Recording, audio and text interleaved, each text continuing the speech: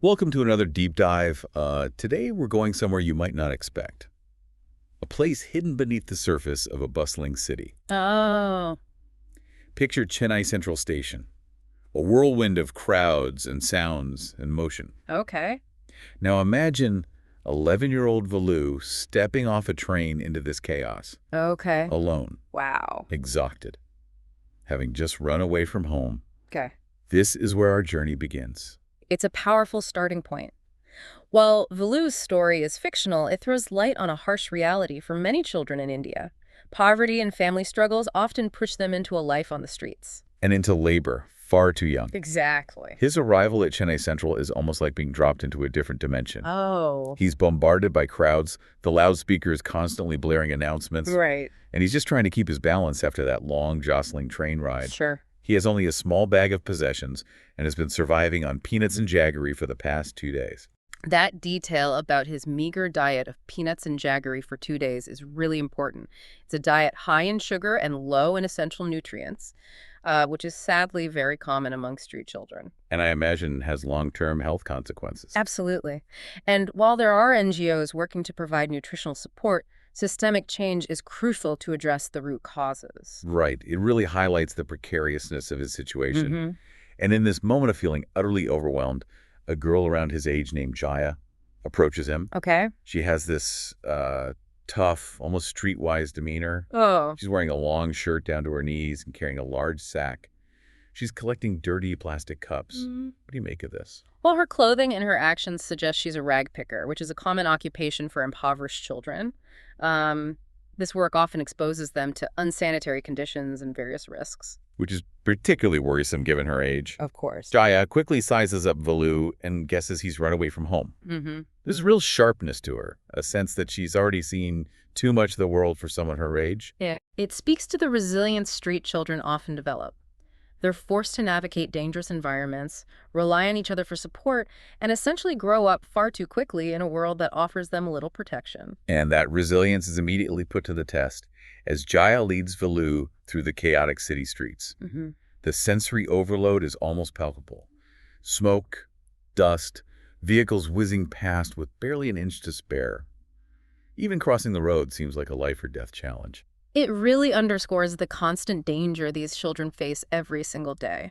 From traffic accidents to the risk of exploitation by adults, it's a stark reminder of the lack of safety nets for vulnerable children. They pass the imposing central jail building, and Jaya pointedly warns Velu to avoid any trouble. Wow. It's a chilling moment that underscores how easily these children could end up caught in the criminal justice system. And that raises a crucial point about the vulnerability of street children to criminal activities. They lack the support systems that might shield them from such situations. And often end up entangled in a cycle of crime and poverty that's difficult to escape. Exactly. Their destination is a stark contrast to the imposing jail. It's the garbage bins behind a large wedding hall. Okay. You have this opulent celebration going on inside, while right outside, children are scavenging for scraps just to survive. It's a powerful juxtaposition that highlights the stark inequalities that exist within society. The fact that Velu finds a squashy banana and a vada speaks volumes about the inadequate nutrition and hygiene these children face, increasing their vulnerability to illness. That's a lot to take in, for sure.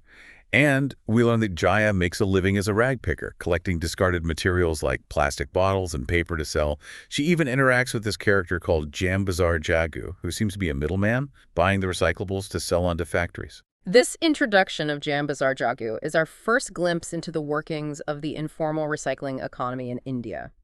Children like Jaya are vital players in this system. They're the ones collecting and sorting the materials, acting as the first link in the recycling chain. Yet they receive little recognition or fair compensation for their labor. This raises questions about the ethical implications of a system that relies on the labor of vulnerable children. What I find interesting is Velu's initial resistance to rag picking. He equates work with farming, viewing it as a more legitimate form of labor. Right. Digging through garbage to him is a step down, even beneath him. He even asks if there are farms in the city. Right. It shows how limited his worldview is at this point, and how deeply ingrained the social stigma associated with rag picking is. Exactly. And Jaya's response, farms? There are no farmers here.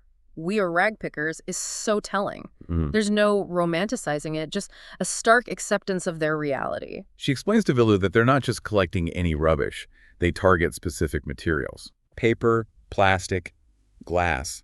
Things that hold value for others, even if velu doesn't see it yet. This gets to the heart of the informal economy. These seemingly worthless, discarded items are actually resources. Right. Children like Jaya collecting and sorting them become this invisible engine driving this recycling chain. But velu is still struggling with the concept. He can't grasp why anyone would buy what he considers trash. Right. It challenges his entire understanding of what's valuable. This is where Jaya's explanation about Jam Bazar Jagu is so insightful. We begin to see this hidden world where this middleman buys the recyclables and sells them to factories. Right. This sheds light on the complexity and scale of this informal system. And it also prompts us to think about the ethics of it all.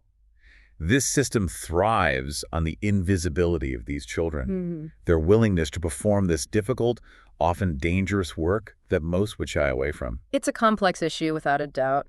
These children are providing a service but working under incredibly challenging conditions, and they certainly aren't being fairly compensated for their efforts. Jaya, ever the pragmatist, equips velu with the tools of the trade, a pair of old shoes, a sack, and a stick, and encourages him to get to work. There's no coddling, just a push to adapt to their new reality. And you can sense Velu's reluctance. Running away from home wasn't about ending up digging through garbage.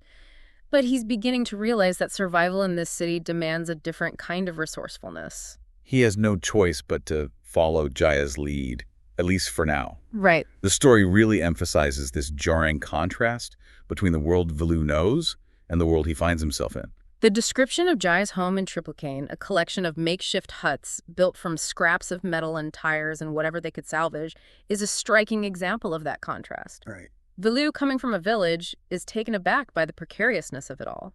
It's a testament to human adaptability in the face of scarcity, Yeah. but it also exposes the lack of basic infrastructure and the vulnerability of these informal settlements. And this isn't just a story. This is a stark reality for millions living in similar settlements around the world. As velu reluctantly embarks on his new life as a rag picker, we see the beginning of a transformation. There's still a sense of unease about the inequalities at play, but also a recognition of the resilience and resourcefulness that arise from such challenging circumstances. What are your thoughts so far? Yeah, it's fascinating to see Velu grappling with this crash course in urban survival. Right. Everything he thought he knew about work and value is being turned upside down. It forces him to confront his own ingrained prejudices. Recall his reaction to eating leftovers from the wedding. He saw it as something only dogs would do. Yes, and Jaya quickly corrects him, reminding him that she's not a dog, she's simply doing what's necessary to survive. She even makes a point of telling him that she only takes untouched food. That's a significant detail. It speaks to her dignity, her sense of self-respect, even amidst such difficult circumstances. And it also highlights the hidden struggles of food insecurity. Velu, coming from a rural background where food is grown, finds the concept of scavenging for scraps deeply unsettling. His discomfort is understandable, but it reveals how deeply our perceptions of food and work are shaped by our social and economic contexts. Absolutely. And it's crucial to remember that this isn't just a story. It's a daily reality for countless children globally who are forced to rely on whatever food they can find. Often facing malnutrition and health risks as a result. Exactly. As Velu reluctantly joins Jaya in her work, we witness a shift in his perspective. He's still not happy about it, but he's beginning to understand that there's no shame in doing what you have to do to survive. It's a powerful lesson about adaptability and resilience. Letting go of preconceived notions and embracing a new reality, even if it's not the one you envisioned for yourself. It also prompts us to consider the systems that create these inequalities. Why are children like Velu and Jaya forced into these situations? Yeah. What can be done to address the root causes of poverty and child labor? These are complex issues, but this story serves as a powerful reminder that they demand our attention. It's a call to move beyond sympathy and consider what actions we can take, even in small ways, to make a difference in the lives of children facing similar challenges. And there are many ways to contribute. Supporting organizations that work to improve the lives of street children, advocating for policies that address poverty and inequality, raising awareness about these issues are all valuable steps. So as we conclude this deep dive into Velu and Jaya's world, I hope it's left you with more than just a story. I hope it sparked a sense of curiosity, a desire to learn more, and perhaps even a motivation to act. The struggles of those living in poverty may be unseen by many, but they deserve our attention, our empathy, and our action. And remember, change is possible. Even small acts of kindness and support can make a real difference in the lives of those facing adversity.